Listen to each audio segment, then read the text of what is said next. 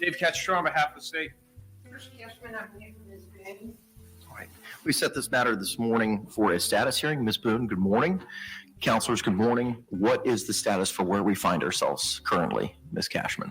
I think that Ms. Boone wants to speak to you about that. Mr. Cacciatore and I have had email correspondence and a phone conference this week, and we believe that it can be ready to be set for a trial date late August, early September.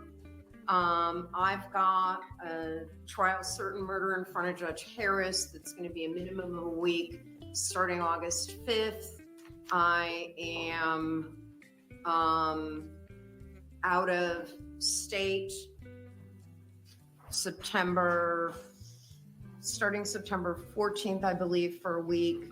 And at this point, those are the calendar issues that I have other cases set, but I'm, as you know, Judge, waiting on pretrial and waiting to see what really goes and what doesn't. Obviously, I have other things on trial dockets through July, August, and September, but those are the for sures. Okay. All right. Thank you. Mr. Cacciatore, anything from your side of the ledger, sir? No, I think this court's aware of the services that we have. I've already said, other than that, pretty amenable to probably those days. Okay. All right.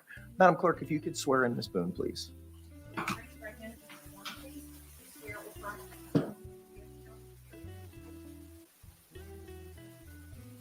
Ma'am, good morning. Your lawyer advised that there was something that you wanted to bring to my attention. Was that all that she said?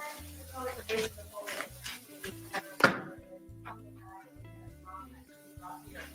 so I don't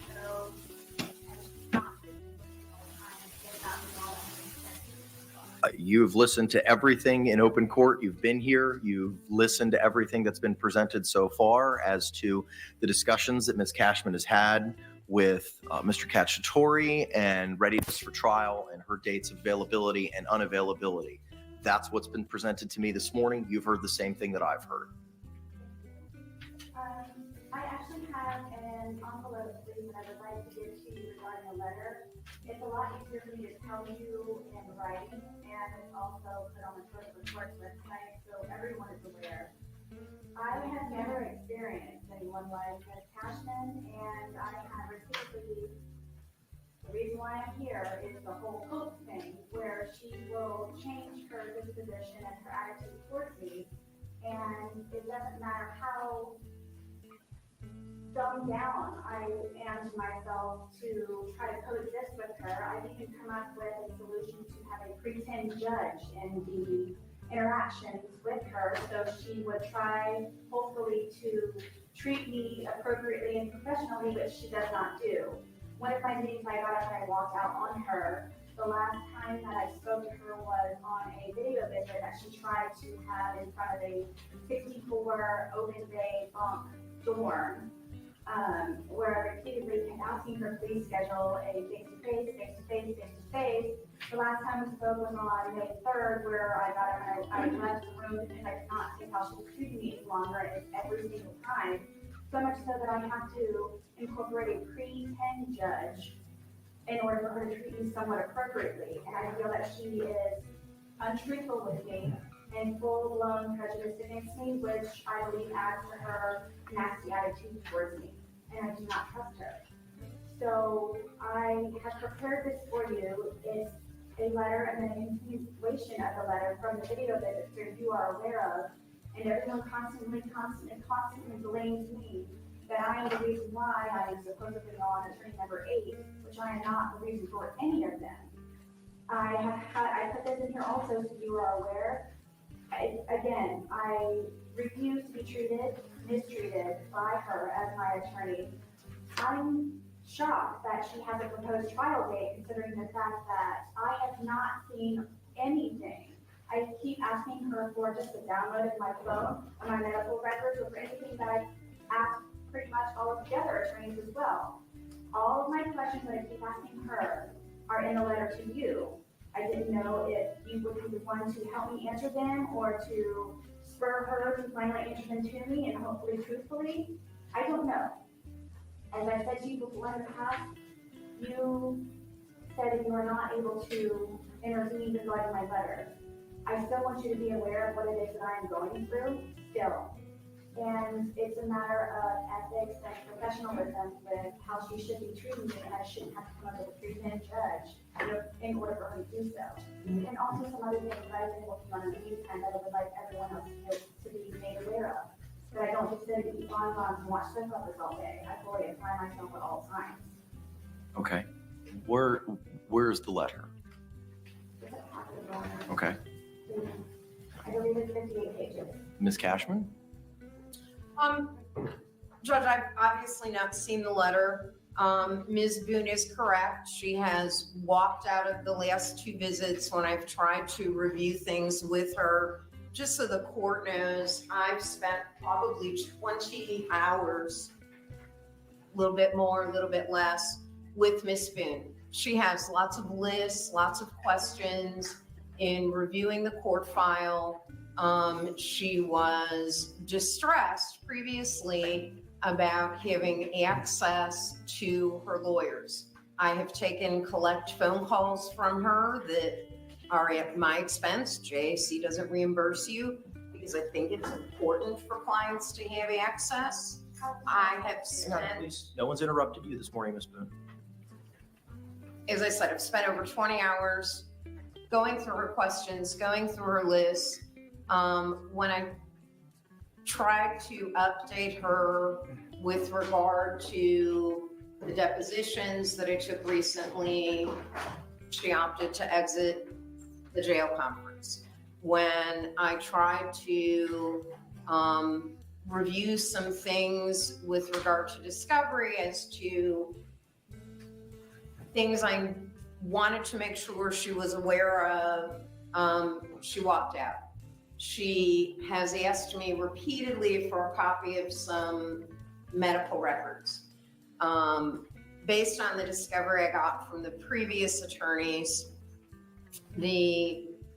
one of the copies of those medical records had her handwritten notes. So she had a copy given to her previously. She'd reviewed them with previous attorneys. I sent her a new copy. Some of the things that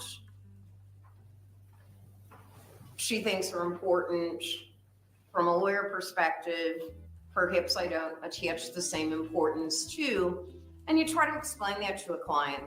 I know the court's in a difficult position, but at this point, we're at that impasse of if she walks out of every conference that I have with her, I'm not sure what that says about the attorney-client relationship. Ma'am, you said there was something else that you had other than a 58-page submittal or letter. What other information is it that you're seeking to have me take a look at? It's things that I've been working on in the meantime. It's things that she likes to tell me is not necessary, but I know for a fact it is necessary. She likes to, in quotes, put things to rest all the time and constantly tells me I'm not having this conversation with you. So I'm not going to waste my time, and I, being in jail, has supposedly abundant amounts of. She's not going to waste my time because she's not going to explain something to me. And I have taken it upon myself to explain it to myself because she refuses to do so. I don't understand what it is that she has against me. I have told her from day one that her snotty attitude was inappropriate, and I try very hard to bear with her and her attitude. I don't know what it is that I'm doing wrong to her, but I feel that her attitude has equal prejudice, which is not in my favor, especially considering she's supposedly representing my life. Okay. Give me an example, if you could, of items that you believe are important that Ms. Cashman is not giving attention to or dismissing as you may have framed it. She likes to tell me that I don't like her answers. She's not giving me any answers to this life, and I have written 3 pages worth of questions, and I'm still waiting for her and any other attorney to actually answer for me, such as, why can't I have a bond? Why can't I have a download of my phone? Why can't I speak to my investigator? Why can't I have my medical records? Why can't I fully utilize my constitutional rights? There's 3 pages worth of questions that I have. What constitutional rights specifically? I'm very leery about having a fair trial at this point. There's a handful of other amendments that I have been researching and working on and trying to incorporate. To me, what I have written to you is obvious, and apparently from the correspondence that I get from the world, South Korea was the last place I received correspondence. They obviously see the same thing. So I don't know what I'm doing wrong other than wanting to have a very successful outcome. It's just been long and drawn out, and I believe that God obviously will continue to exercise in him in order to give me this very unique adventure that I am on, and I'm doing my best to let everyone know who I really am as opposed to the malicious murderer that everyone thinks that I am. I don't feel that she can do that properly. I still always, the reason why I'm here is hope, is to hope that she will come in with a gentle, softer side and actually listen to what it is I'm saying and see the bigger picture other than what the one avenue that she keeps going down. There's other ways to win in more than one way. I'm not sure what I'm supposed to do, but I'm not saying that I'm trying to remove her. I'm just trying to ask you, please, forgive me for having to ask you for this. If you could please let her know, please, to just be nice to me and have a welcoming attitude, and things will probably change, and I will not get up and I walk out. Please don't lie to me. Please don't give me half-truths. And What instances where there's been falsities or lies that have been told to you by Ms. Cashman? Can you give me an example? my biggest one, Your Honor, is for me being here ongoing 5 years, no one has ever bothered to try to get me a bond. What's the lie? You said that she has lied to you. What is the lie? The process of getting a bond. She lied to my brother in regards to telling him that he would need to come down to the courthouse to have multiple photographs taken for documentation. He would have to bring his security information, deeds to his house, financial statements, so on and so forth. And the icing on the cake was to be aware of all of the news camera crews and everyone that's going to be there in order to document him being there to do what he's going to for the bond. What is the bondsman for? She's supposed to just do the motion for the bond, and then from there, the bondsman and I and whomever else are to work it out. So what part of that is a lie? I just simply wanted to have her do a motion for a bond hearing. But the statement that you said is that Ms. Cashman, who's an officer of the court, has lied to you. What you've provided me so far is not evidence of any lies based on the severity of the charge. I believe, because she's not fully explaining to me other than what she's asked me for that I tried to provide to her, was that I just need to give her an address.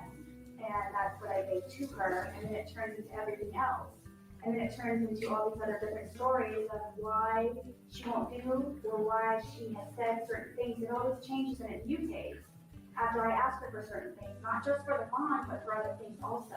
Okay, well, let's focus on the bond issue because you said that she's lied to you. And what you've told me so far, none of that is inaccurate. So how is it though, because I don't have any experience prior to this, I don't know the process of getting a bond other than what I have read, and it's just for her to do a bond, a motion for a bond hearing.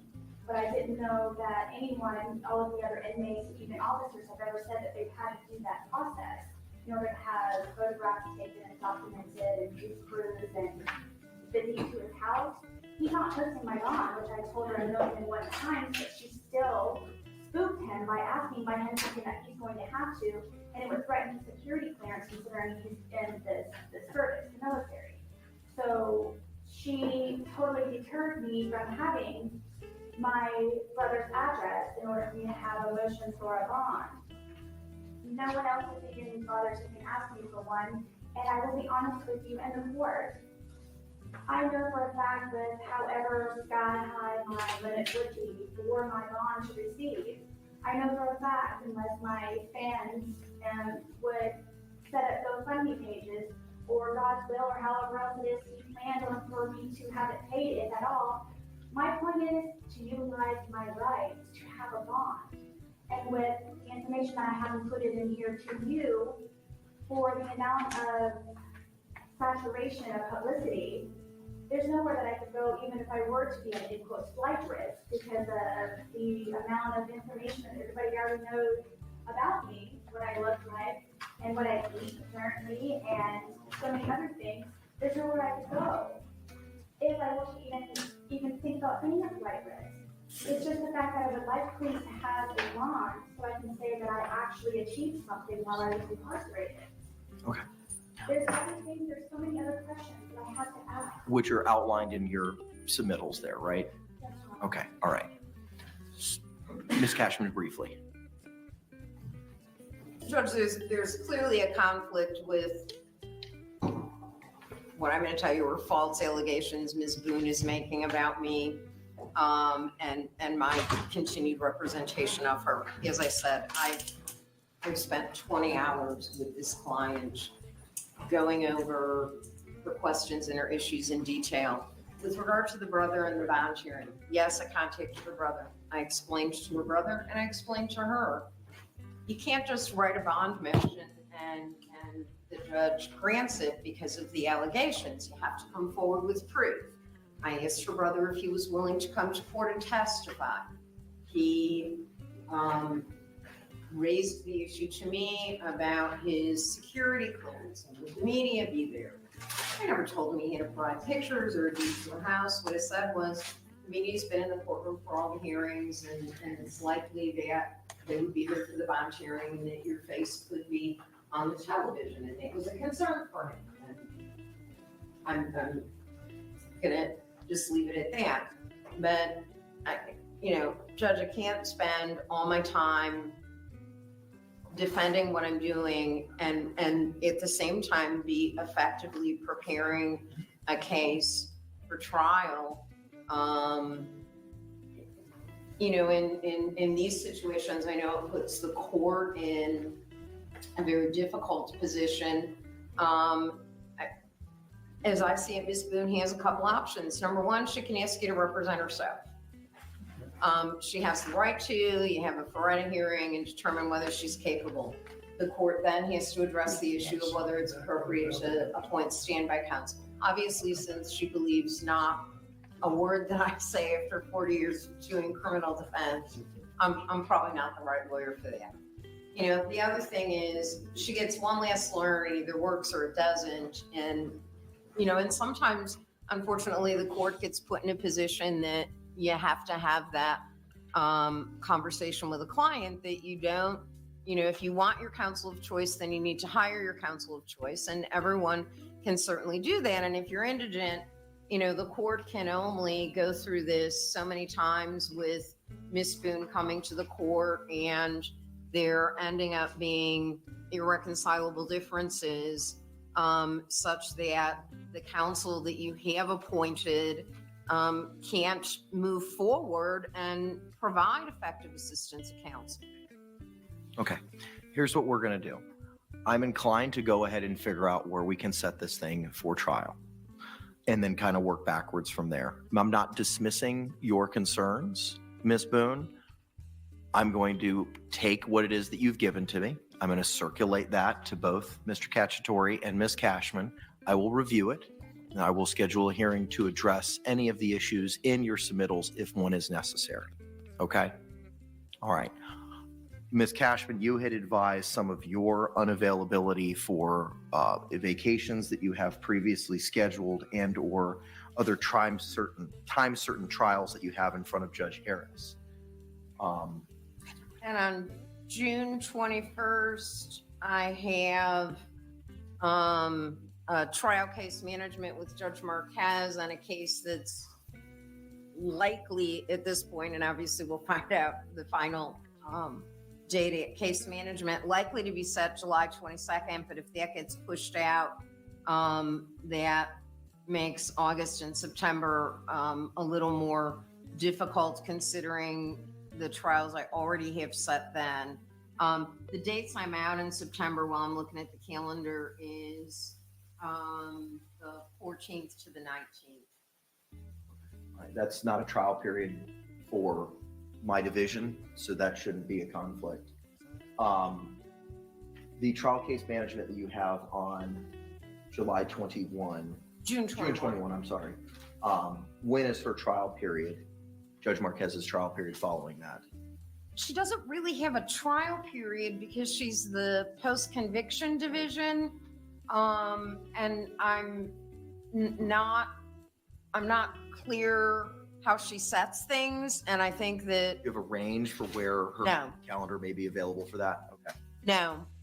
I think it's based on when she has post-convictions motions set, and that it's my understanding from Judge Chu that she was scheduled to be back up for part of his July-August trial period, but because she doesn't have a regular trial docket, I can't really answer that question.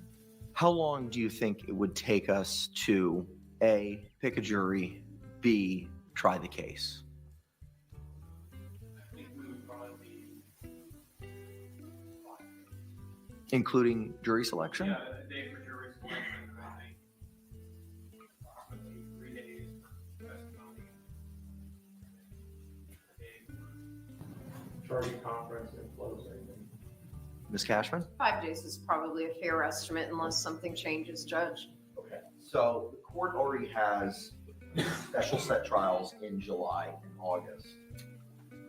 We could set this matter at the beginning. My August trial period is the first week. My last week of my period is the first full week of August, and it starts again on the last full week of August. So we could set it then, but I know that you have trial case management with Judge Marquez on the 20th or the 21st of June, which may impact that. So, And I have a trial certain with Judge Harris August 5th, and as do I.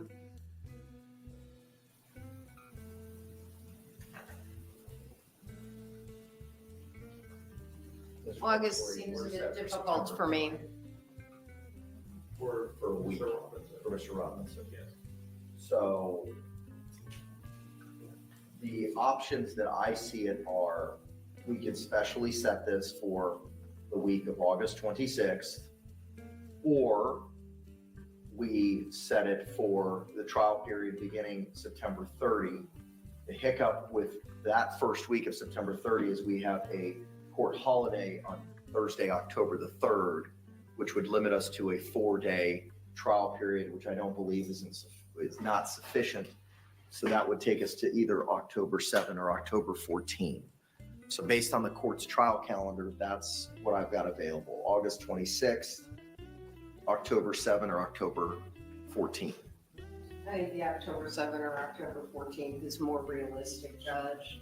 I know that Mr. Cacciatore has other trials too and other things on other judges' pretrial dockets and those things. We're specially set in July and in September. Mr. Cacciatore? I think we can, I think October 7th is fine. Okay, so here's what we're gonna do.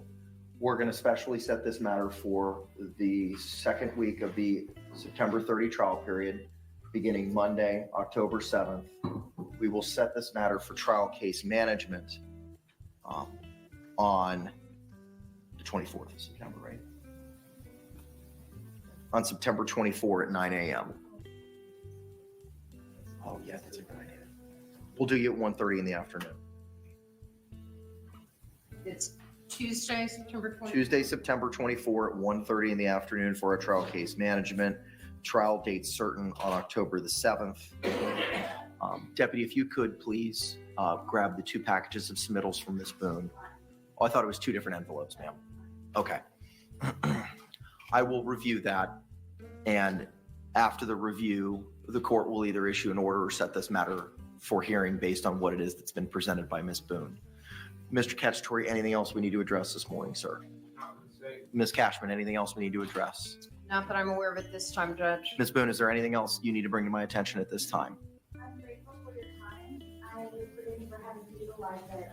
But I really do hope that you review thoroughly what it is that I'm asking for from my attorney who's representing me for the trial that's supposed to be happening in October, late September. So if you could please, I don't understand how I'm supposed to be able to go into a trial when I don't have what it is to properly defend myself.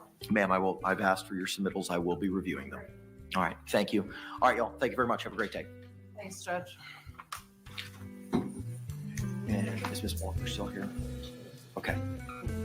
Ms. Walker, good morning.